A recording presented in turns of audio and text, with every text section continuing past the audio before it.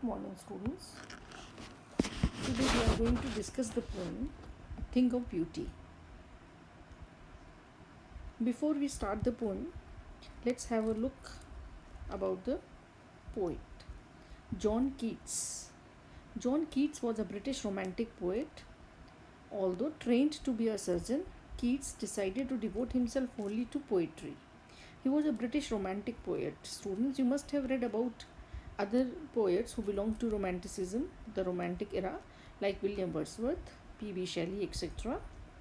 Romanticism, that Romantic era, was based on the imagination. Extreme use of these poets, they had a great imagination, and their poetry was based on that. Okay, so Keats decided to devote himself only to poetry.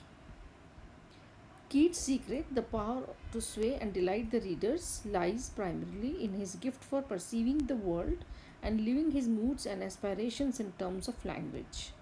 The following is an excerpt from his poem Endymion, a poetic romance.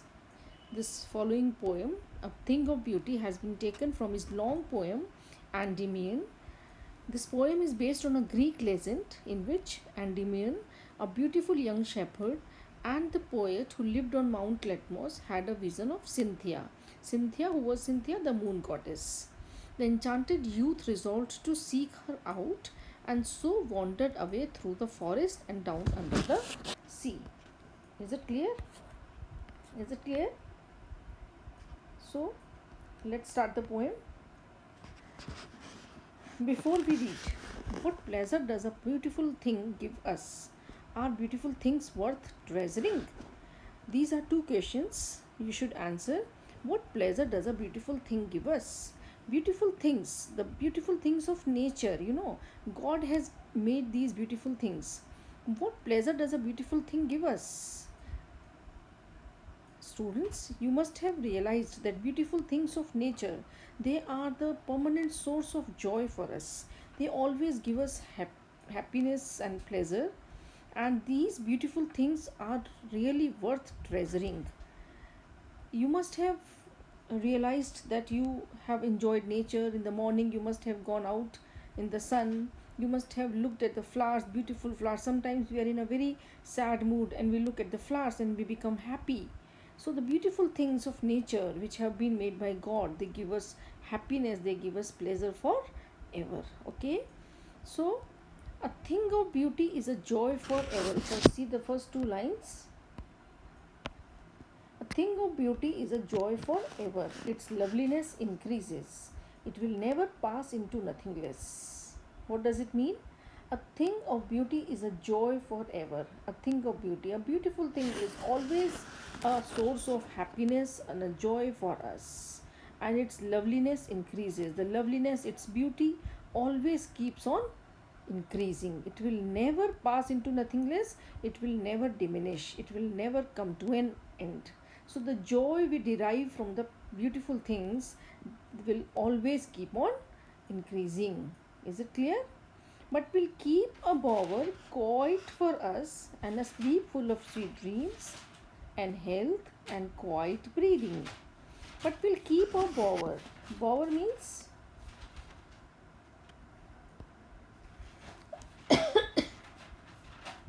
bower. Bower means a shady, a group of trees that gives a shady place. So a bower quiet for us, and a sleep full of sweet dreams and health and quiet breathing. These are the different things which are treasured by the beautiful things, which are kept by us, by the beautiful things in store for us.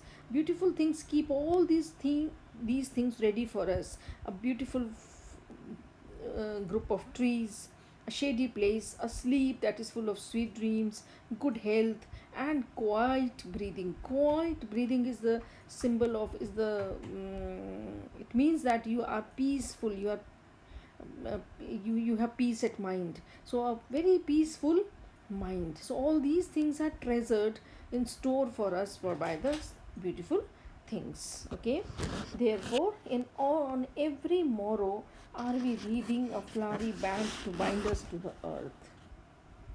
See the children, therefore on every morrow, morrow means day, the next day. So on every morrow, on every day, what do? We are weaving a flowery band. We are making a flowery band. It is a symbol of it. Here it is.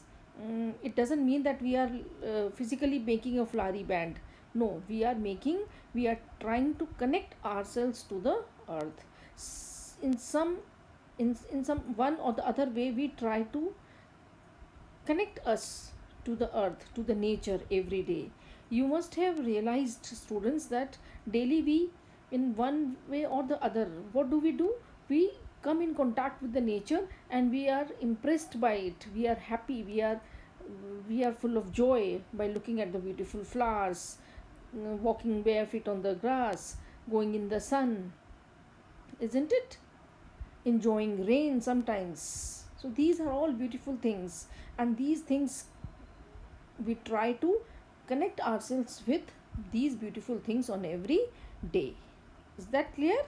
So in these lines the poet has described about the things beautiful things. They keep us always happy. In the next few lines, the poet has described about the negative things. See, children, what are these negative things? Despite of spite of despotence, of the inhuman dearth of noble natures, of the gloomy days, of all the unhealthy and over darkened ways made for our searching. Yes, in spite of all, some shape of beauty moves away the pall from our dark spirits. See, despotence means depression, frustration. Inhuman means extraordinary. Dearth means lack of noble natures. Noble nature means moral values.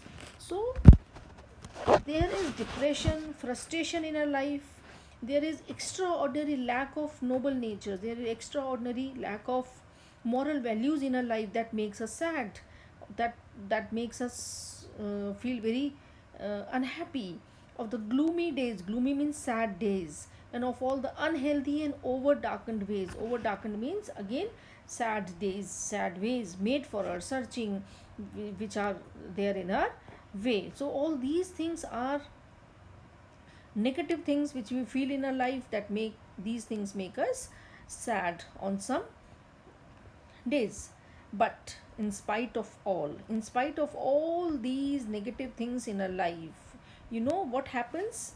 Some shape of beauty, some beautiful things, what do?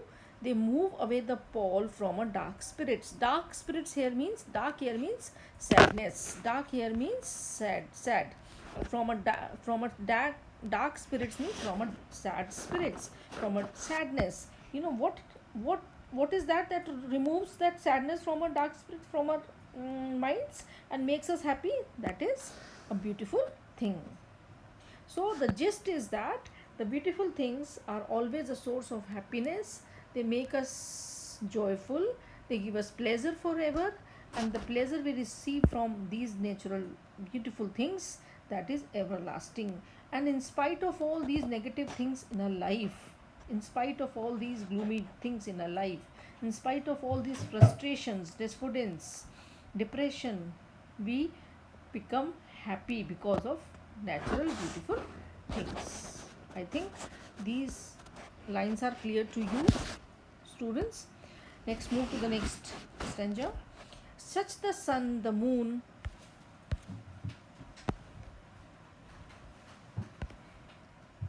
for simple sheep, and such are daffodils with the green world they live in, and clear rills that for themselves a cooling covert make against the hot season.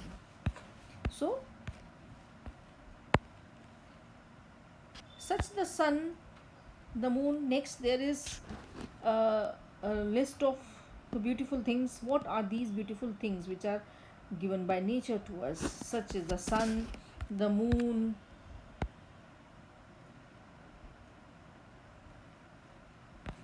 trees old and young, sprouting a shady boon for simple sheep. Trees old and young, sprouting a shady boon for simple sheep. Sheep here represents all animal life, wildlife.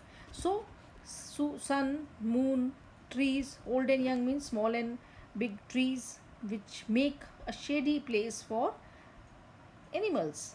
And such are daffodils.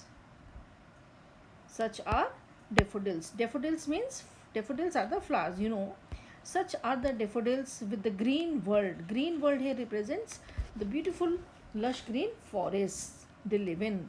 So the beautiful flowers with the forest. Clear rills. Rills means small streams full of water that for themselves a cooling covert make against the hot season.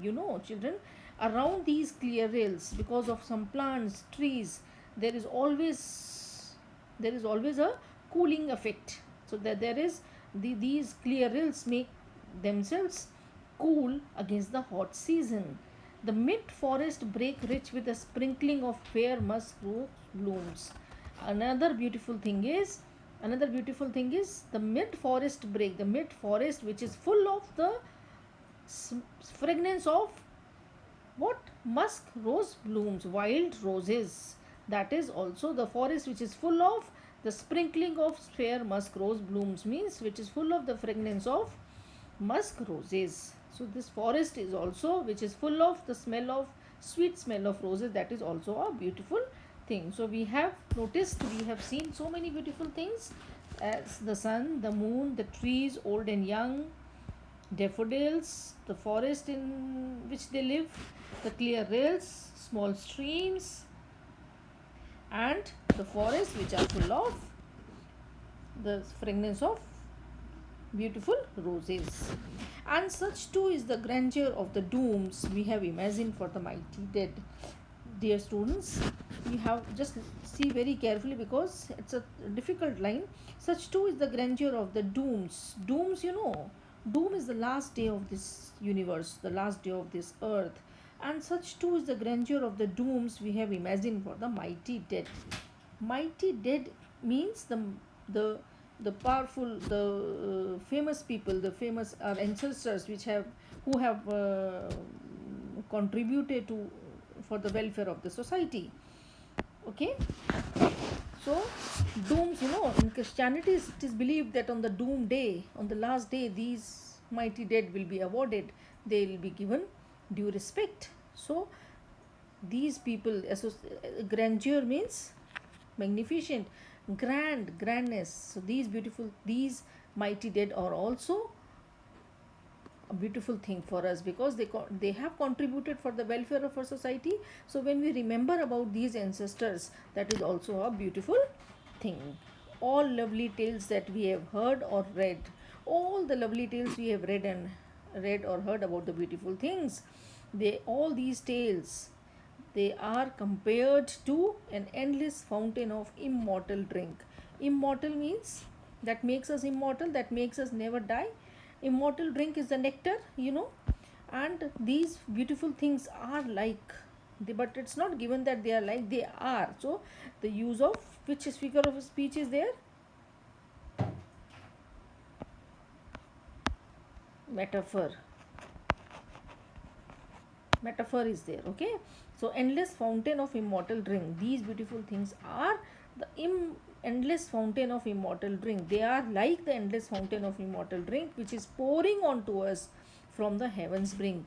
And these beautiful things as the nectar, the immortal drink which is being poured onto us from the heavens brink, which makes us immortal, which makes us never die. In the same way, these beautiful things make us happy forever. They never let us go in deep pain or suffering. They always make our spirits, ourselves happy and joyful. I think the poem is clear to you.